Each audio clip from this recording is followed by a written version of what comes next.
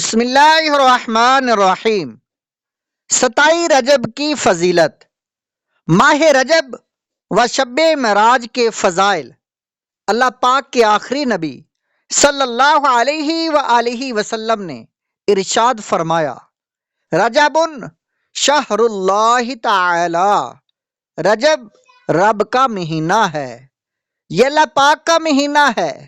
جس نے رب کے مہینے کی تعظیم کی اس نے اللہ پاک کے حکم کی تعظیم کی، اور جس نے خدا کے حکم کی تعظیم کی اللہ پاک اس کو نعمتوں والے باغات میں داخل کرے گا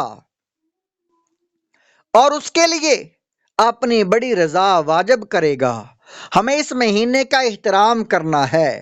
اس مہینے میں گناہ نہیں کرنے، رب کو ناراض نہیں کرنا۔ اس مہینے میں ہمیں نمازیں قضا نہیں کرنی، بلکہ انشاءاللہ آج سے ہم نمازوں کی پابندی شروع کر دیں گے۔ رب کی بارگاہ میں اپنے گناہوں سے توبہ و استغفار بھی کریں گے۔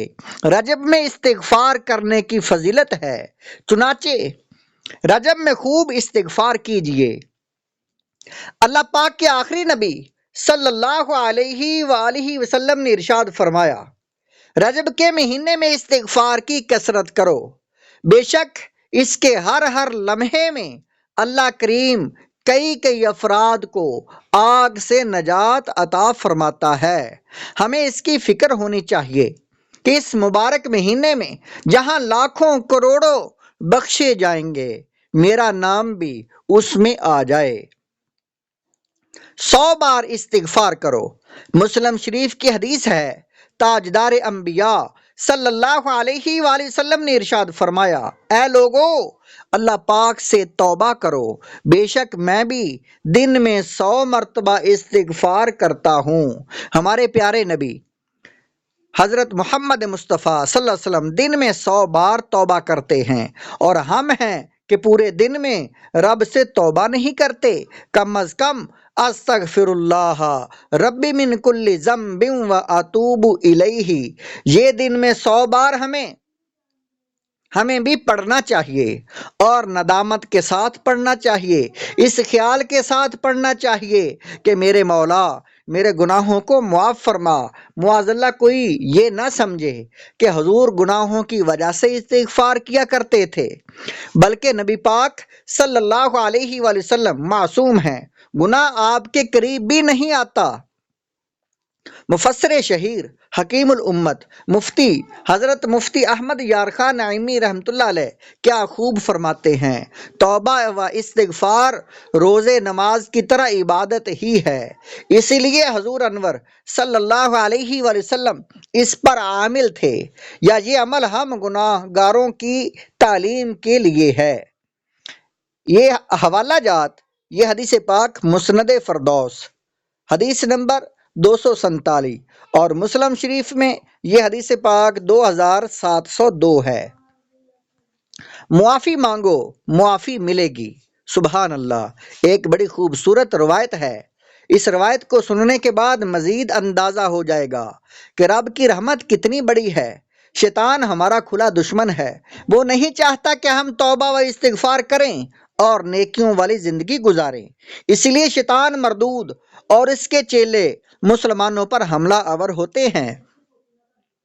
چنانچہ حضرت ابو سعید خدری رضی اللہ تعالیٰ عنہ بیان کرتے ہیں کہ رسول اللہ صلی اللہ علیہ وآلہ وسلم نے ارشاد فرمایا، شیطان نے اللہ پاک کی بارگاہ میں کہا، اے میرے رب، مجھے تیری عزت و جلال کی قسم، جب تک بندوں کے جسموں میں روح ہے میں انہیں بہکاتا رہوں گا۔ شیطان نے گویا قسم کھا کر چیلنج دیا، جب تک تیرے بندوں کے جسموں میں روح باقی ہے میں انہیں بہکاتا رہوں گا۔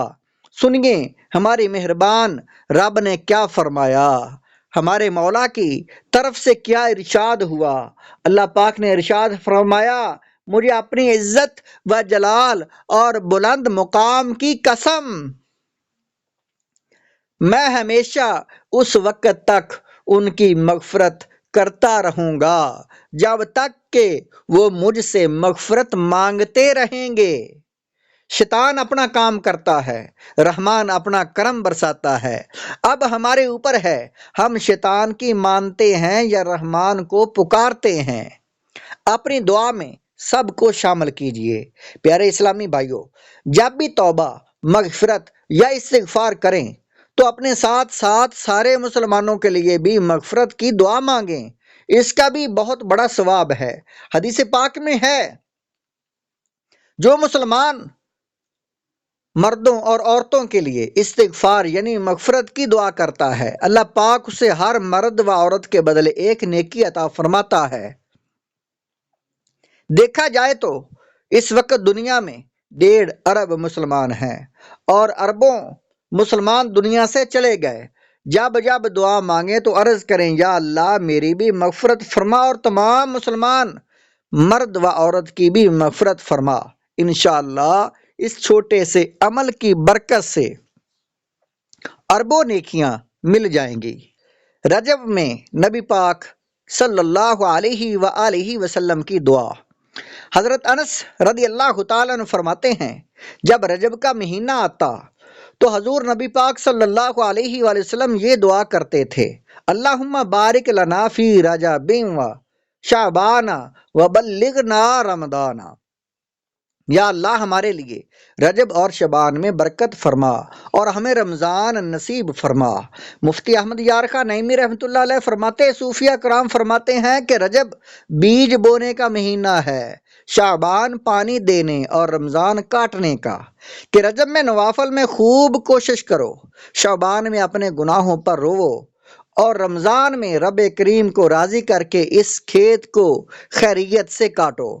ان کے اس قول کا ماخذ یہ حدیث ہے، یعنی رجب میں ہماری عبادتوں میں برکت دے اور شعبان میں خشوع و خضوع دے اور رمضان کا پانا اس میں روزے اور قیام نصیب کر۔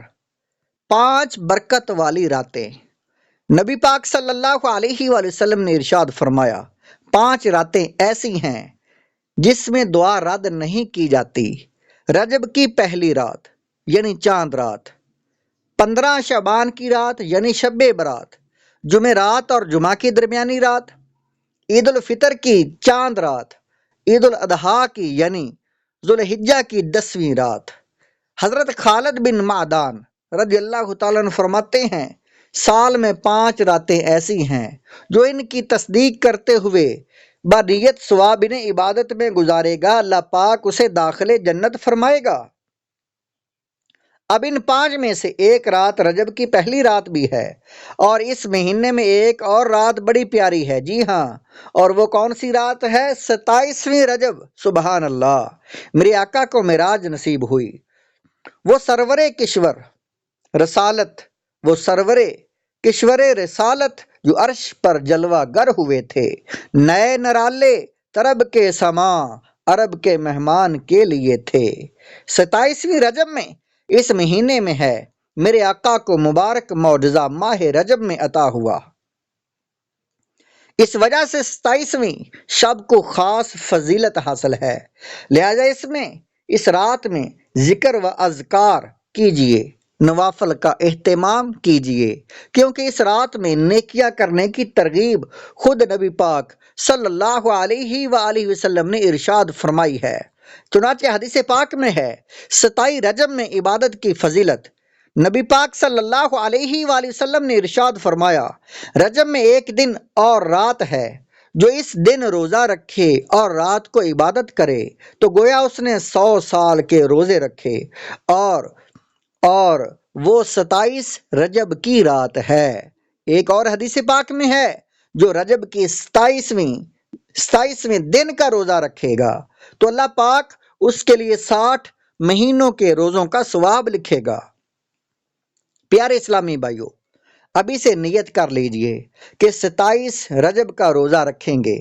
اب تو سردیوں کے دن چل رہے ہیں، گرمی کے مقابلے میں سردی میں روزہ رکھنا آسان ہوتا ہے، پیاس کا بھی زیادہ احساس نہیں ہوتا اور دن بھی چھوٹے ہوتے ہیں۔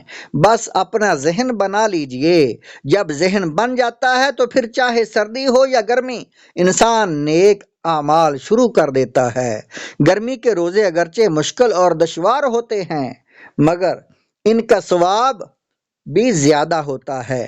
افضل عمل منقول ہے افضل العبادت احمازوہا، یعنی افضل عبادت وہ ہے جس میں تکلیف زیادہ ہو۔